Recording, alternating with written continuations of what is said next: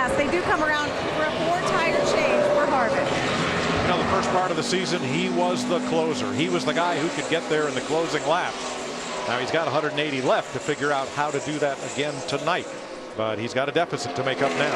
Well, maybe when he gets off of probation, he might step it back up a notch too. Don't forget about that.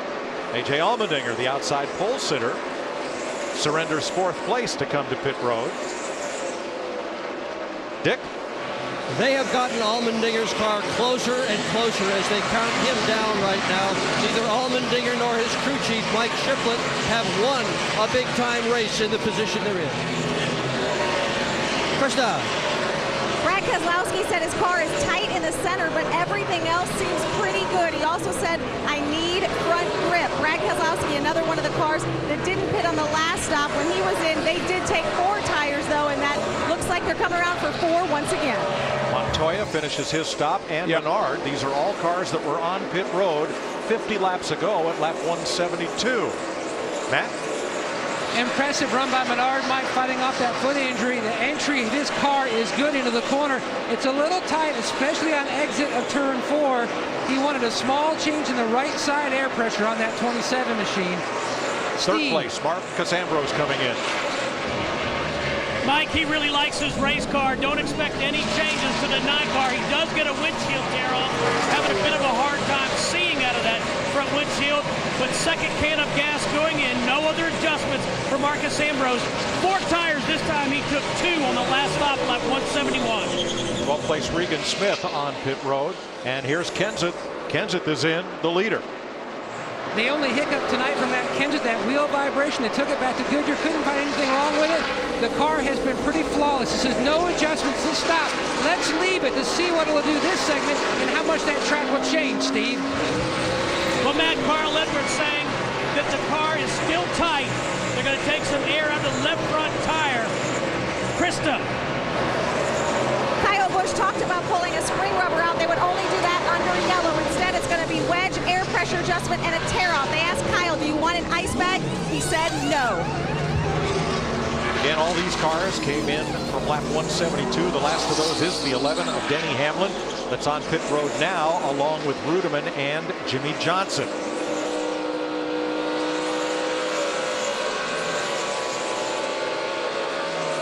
See Dale Earnhardt Jr. on the left there. He is now our leader. He was a lot like his teammate Jimmy Johnson. He can probably run another 8 to 10 laps because he was in on that caution where a lot of the leaders stayed out. Regan Smith has to come back to pit road. They missed a lug nut on his number 78. Steve.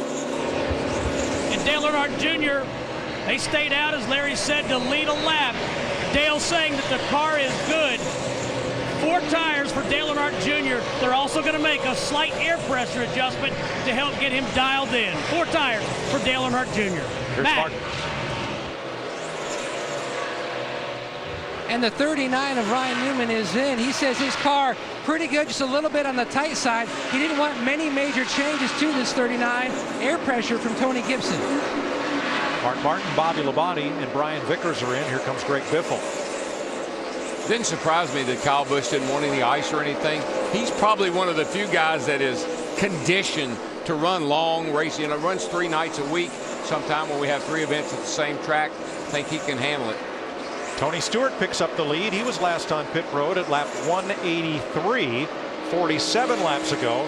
So he, Clint Boyer, Jeff Gordon, and Kurt Busch can go a few more laps before they need to come. Yeah, the problem is, though, Mike, and I think that's what Dale Earnhardt Jr. and that group realize, is you're going to be giving up a lot of time to the drivers that has the fresher tires. What these guys right here, like Stewart, Boyer, Kurt Busch, and Gordon need, they need a caution in the next few laps. In fact, Jeff Gordon in the 24 is on pit road now. Well, you know, the 14 almost won Texas with this same strategy.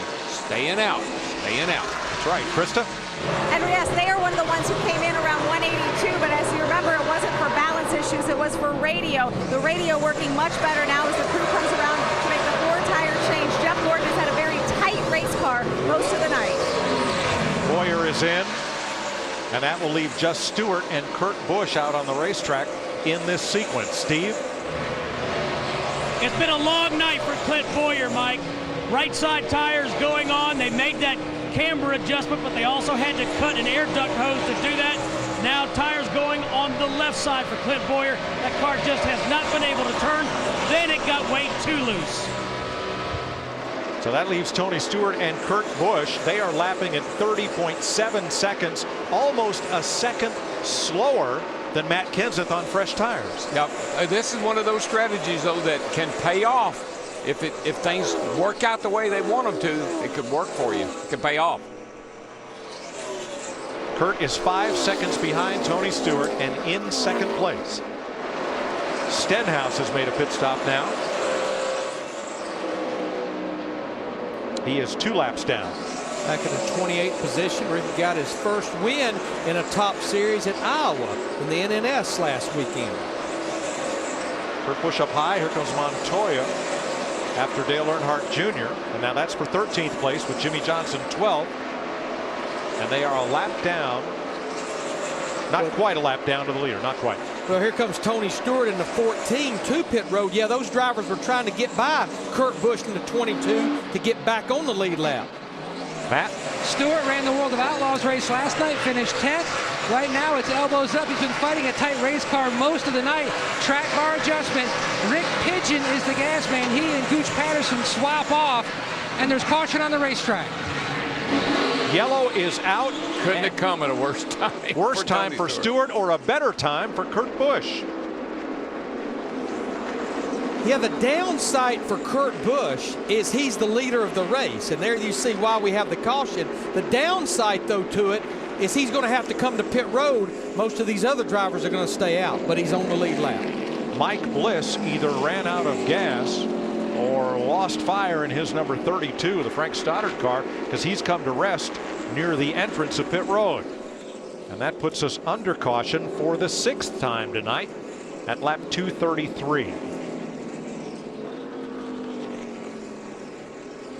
Like I said, that strategy that the 14 was trying to pull off, everything has to work just right for it to work out. And that's not the first time it's just not quite worked out for him. So close that you almost want to try it again.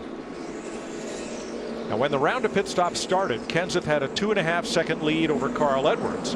Right now they're the 2nd and 3rd place cars, and when the caution waved, the gap between them was that same 2.5 seconds. I tell you what it did do, though, by Kurt Busch and the 22 still being out there, it put a lot of drivers a lap down.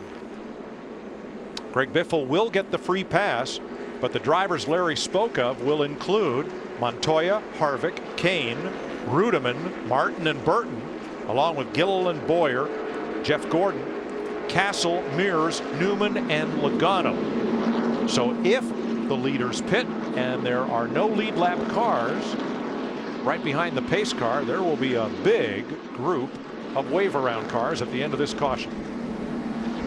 Matt? In the 17 pit, Mike, basically Jimmy Finning worked the math. They'd run about 9 laps, so they were going to come back in and just go right side tires only and top them off with fuel. Steve? Matt, the 99 was going to stay out. This time they're going to take right side tires and fuel. Right sides only for the 99 of Carl Edwards. A.J. Allmendinger completes his service. So does Kurt Busch. Let's check with Dick. Kurt Busch has made minor adjustments to his car, not anything big, but boy, what a day he's had. Started all the way back in the 26th position. Krista. Brad Keselowski was coming in, but then he said, wait, if everyone stays out, what do we do? They said, come in and we're giving you 4 when we do. So the pole sitter leaves pit road. This race just fell right into Kurt Busch's lap. He was the leader when the caution flag came out. He had not made his pit stop, and now he can under caution. Yippee. Pit road's a busy place in Charlotte. They're hopping down there. The stronger the rapids, the more we loved it. Took some wild risks when I was young, but I was still taking a risk with my cholesterol. Anyone with high cholesterol may be at increased risk of heart attack. Diet and exercise. The Coca-Cola 600 on Fox is sponsored by Frost Brewed Coors Light, the world's most refreshing beer, by Lipitor, and by Ram Trucks. Guts, glory, Ram.